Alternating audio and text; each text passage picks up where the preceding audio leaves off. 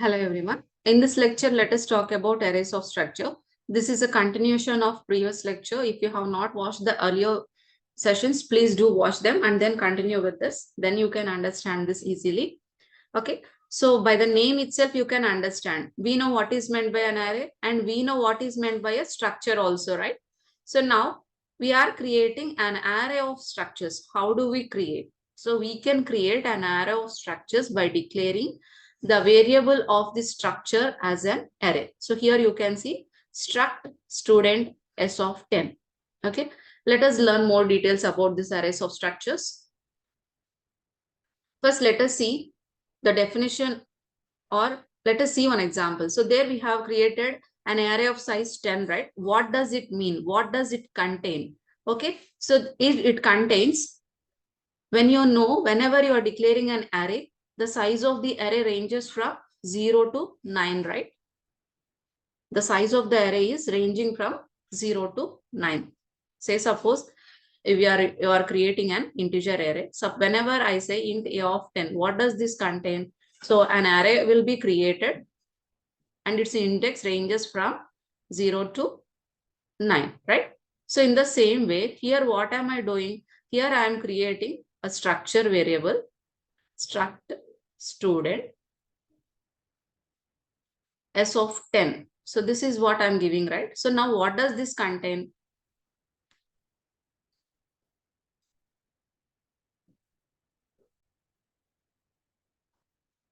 So here I'm creating a structure variable. The name of the variable is s, which is an array of size 10. So now what does it contain? This also will contain array index starting from 0 to 9. Okay. So here the name of the first variable will be s of 0 and the name of the last variable is s of 9. But what does it contain now? What does my variable s of 0 contain now? So it will contain all the members of the structure. Say suppose my structure is containing the student details like name, class, and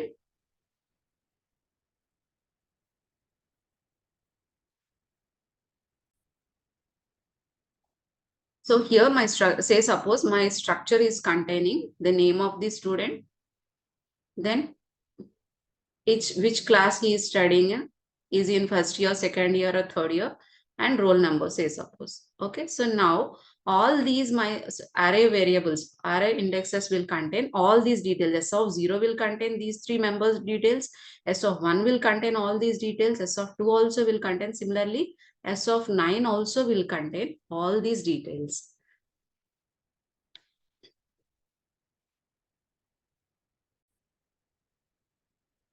So this is what we mean by.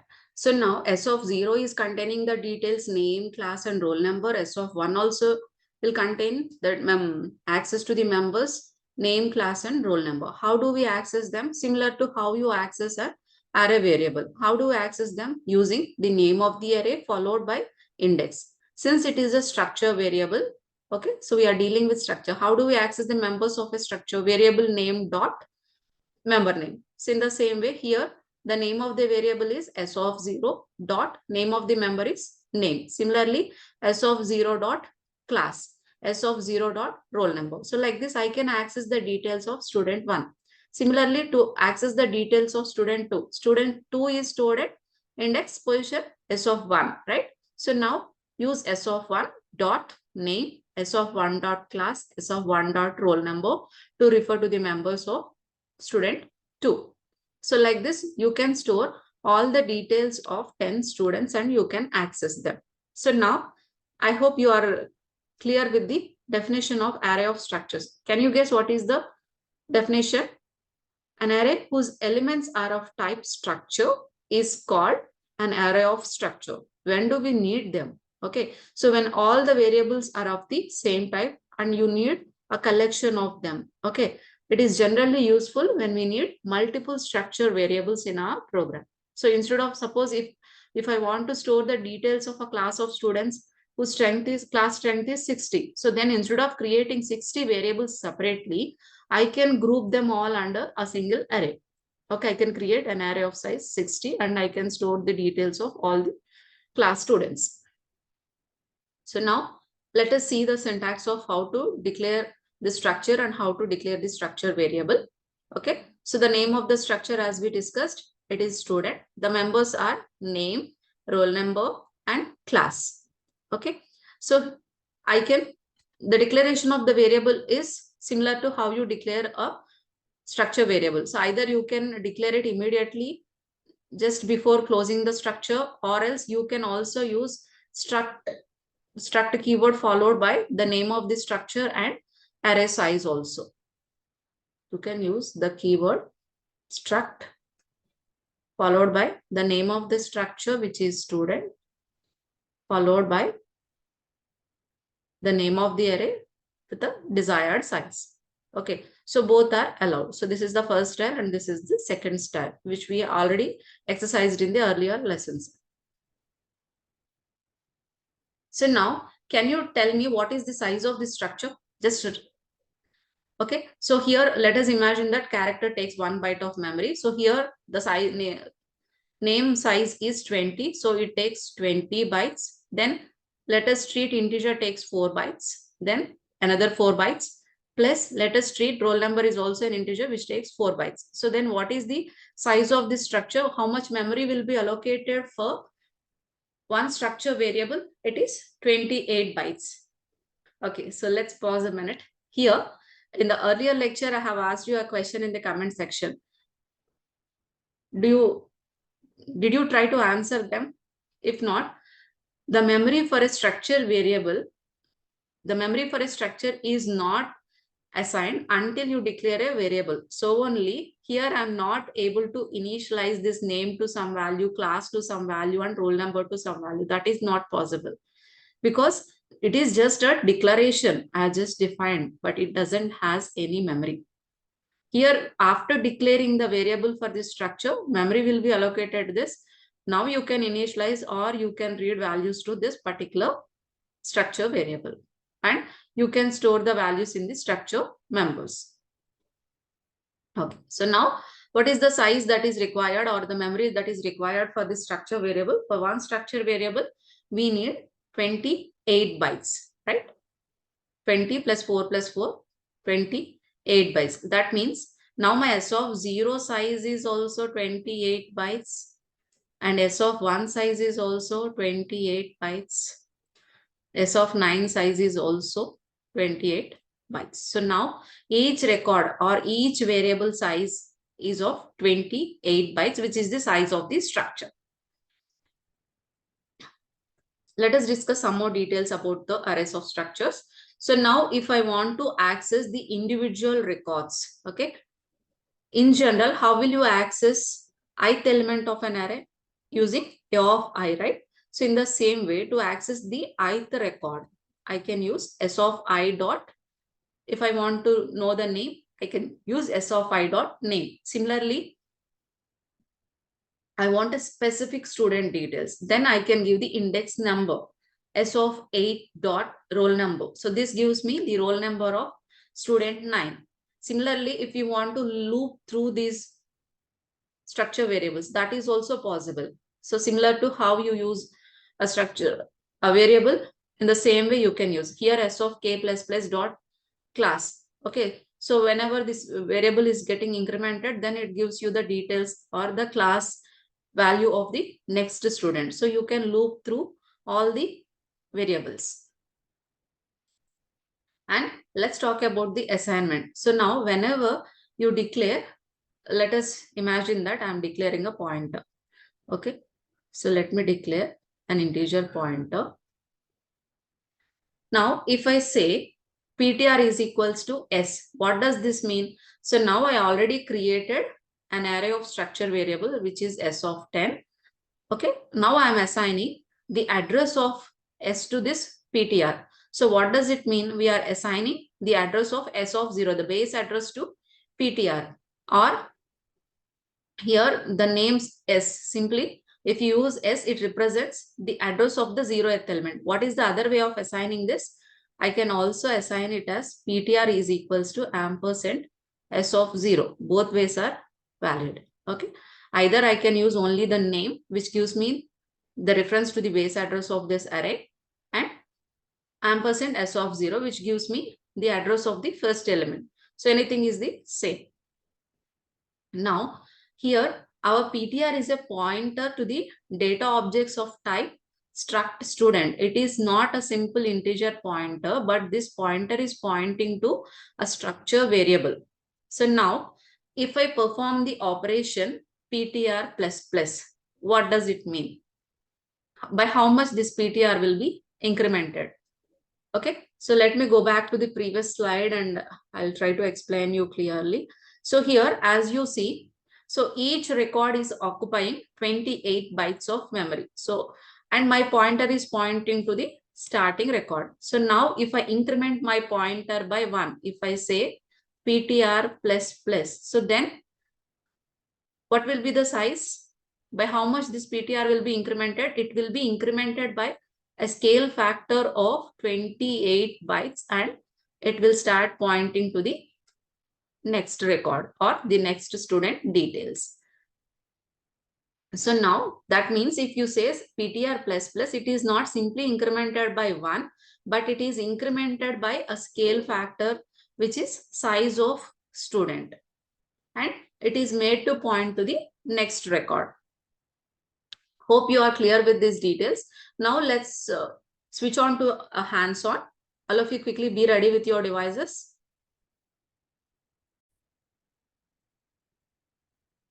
All of you practice with me parallelly.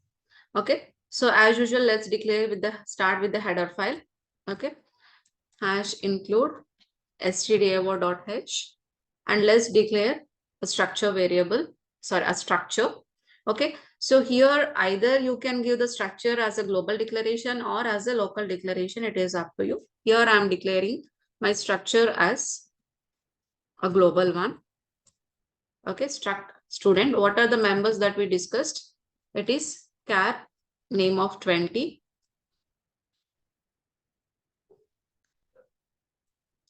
And then int class, which tells me what is the year of the student. If you have a confusion, you can also take the member as year, and let me also take the roll number. So these are the details of the student. Okay. So for this structure, let's declare the variable inside main. So here I am using dev C++, this compiler I have in my system. You can proceed with any compiler of your choice. Even you can go with the online compiler. So let's declare a variable for this structure. So what type of a variable do I need now? I need an array of structure. So we are using the keyword struct followed by the name of the structure, which is student, and then give the size. Okay, I need an array of size 10 to store the details of 10 students. If you want to store the details of more number of students, just increase this size.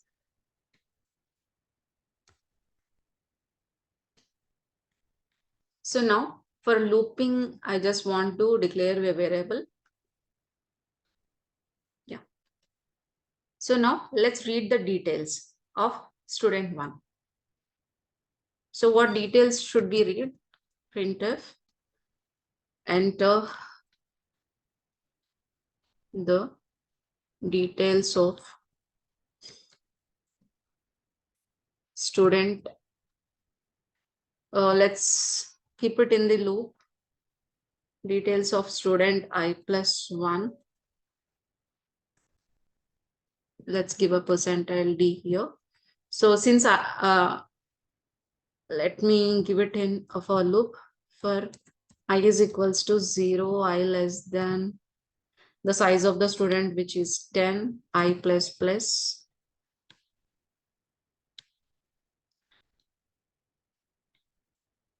Okay, so this print I'm giving inside this loop so that I just want to know which student details am I reading. And since I'm starting I equals to 0, here I'm giving I plus 1. If you start I with 1, then directly you can give I itself. Okay, so enter the details of student 1. What are the details that we are supposed to enter? We need to give the name of the student,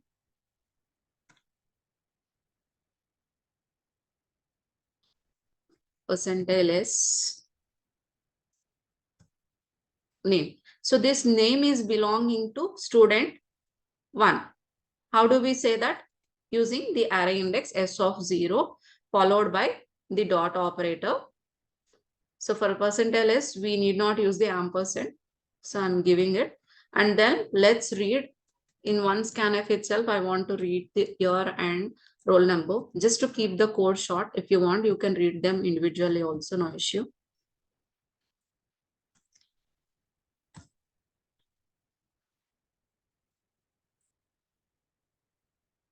S of 0. So if I say one number, that means I'm making it very specific. Since I'm using a loop, how will I generalize this? I can generalize it as S of I dot name, S of I dot year, S of I dot roll number.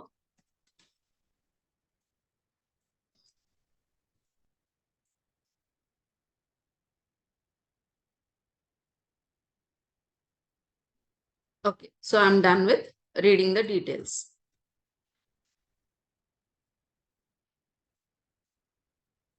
Now I want to print the details of all these students.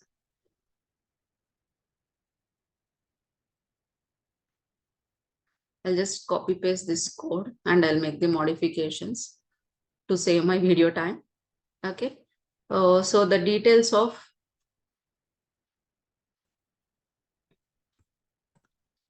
student. So instead of scanf, let's use a printf.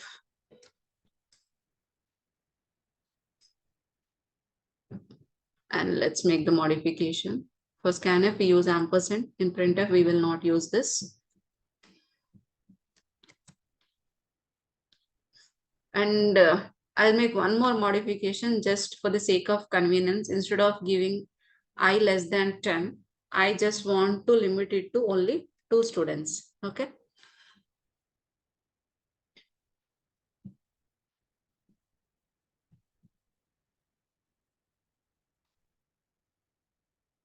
Yeah, I missed a semicolon here. Let's give a semicolon.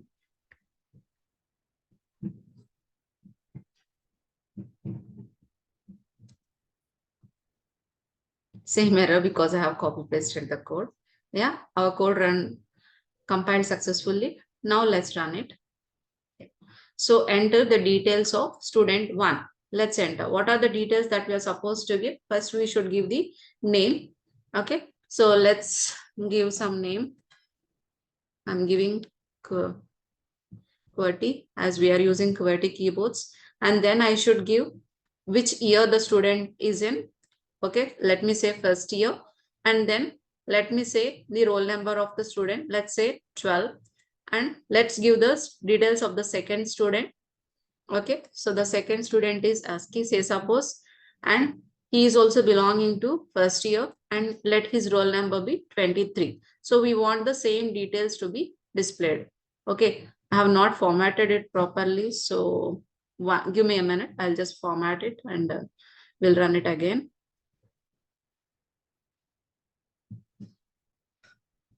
Let's give a tab space here for the name and then for the year as well.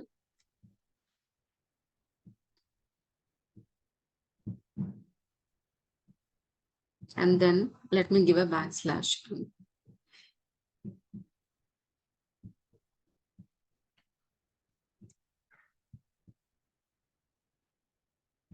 Let me run it.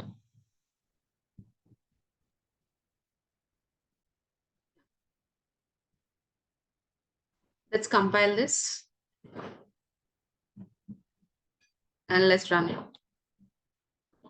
So let's enter the details of student 1. Let the roll number be 1 and let the class be 1, saying that he belongs to first year. Then let the roll number be 12. Similarly, let's give the details of second student. Name is ASCII, say suppose, and let his roll number be 23. So here you can see the details of student 1 got printed, QWERTY 112, and details of student 2 also got displayed. ASCII 123. If you want this in a tabular format, you can format it according to the requirement. Okay. Okay, so this is how we can work with arrays of structures. Hope you enjoyed the lecture. If you have any queries, please let me know in the comment section. And if you like the content, do like, share, and subscribe. Thank you.